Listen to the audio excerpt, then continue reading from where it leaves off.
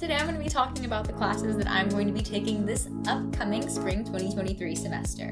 Just so that you know, in case you don't already, I am a Bachelor of Social Work student at the University of Houston downtown. I am currently a junior. This will be my last semester before I start my practicum, so I think that I only have one other class that is not practicum, which is your internship for social work. Is something we're required to have by the Council on Social Work Education in order for our program to be accredited and in order for us to be eligible for licensure. The only class that I can't take yet is statistics, and that's because I have to take research methods first. I can't take it concurrently, and currently I am taking research methods. Shouldn't affect the date I graduate though. So let's hop straight into it.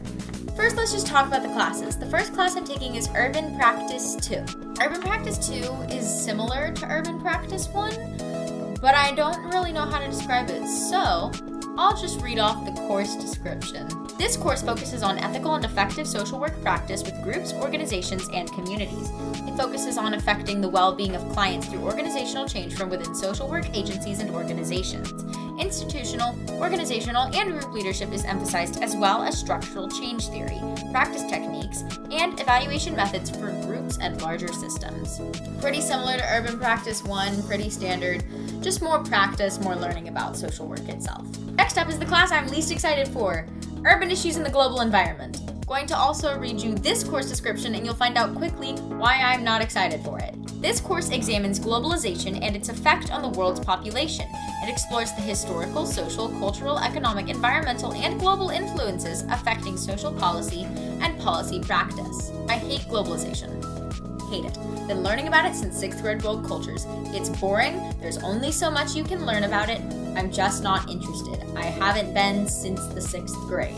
However, from people who've taken the class before, I've heard it talks a lot more about the way that policy is affected than globalization itself. And I love talking about social welfare policy and just policy in general, so I'm really, really hoping that that is what's emphasized. It's also a class open to non-majors, so people who aren't social work majors can take it. Next up is Research Methods in Social Work. This course introduces students to social work research and research-informed practice. It reviews principles of and processes for creating research questions, theory construction and testing, selection of study designs and appropriate methodologies, including quantitative, qualitative, and mixed methods, data collection, and report writing.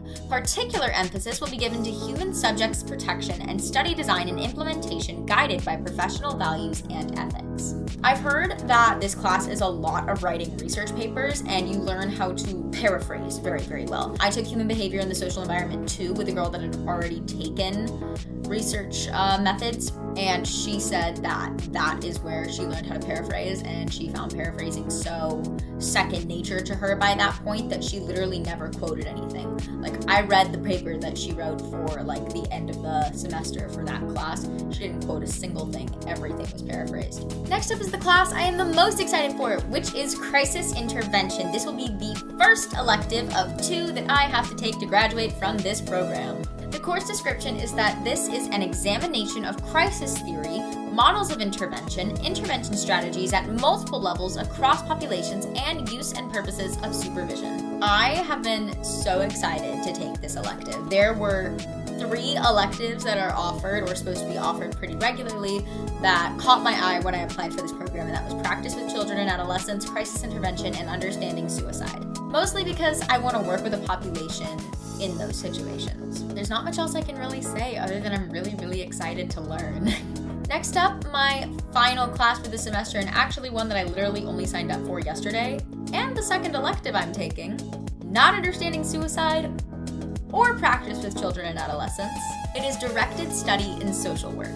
Last semester, I took Urban Practice 1, and in Urban Practice 1, I had a wonderful professor named Dawn McCarty, and she took us to a seminar performed by Household Centered Care. I talked about that in my fall semester recap. This elective, this directed study, allows us to get a lot of interprofessional work and a lot of interprofessional practice by essentially the way it was sold to us and the way it's been explained to me is I will be a part of an interprofessional team. I will have a graduate social work student, a medical student, and a nursing student with me.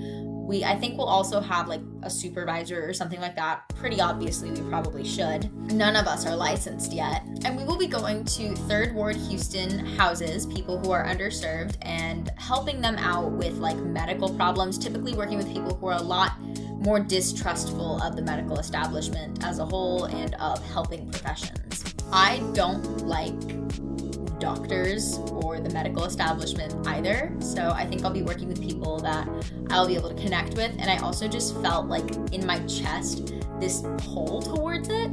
This is not the population I'm aiming to work with at all in my professional life.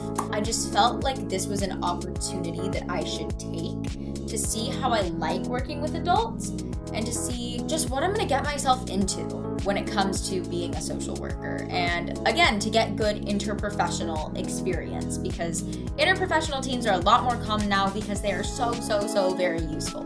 Next, let's talk about my schedule. So on Tuesdays, I have my research methods and social work class. That is an in-person class that I go to the school for at 1 p.m. Then Wednesdays, I have urban issues at 1 p.m. in person, urban practice 2 at 4 p.m. in person, and then I have an online synchronous class, which is my crisis intervention class. So that's over Zoom, and it's later at night. And then my directed study is weird. So my directed study requires like 2 to 3 seminars that we have to go to on like Tuesday afternoons, 4 to 5 home visits that are scheduled pretty far in advance, and then just like one-on-one meetings with my teacher scheduled around our timetable.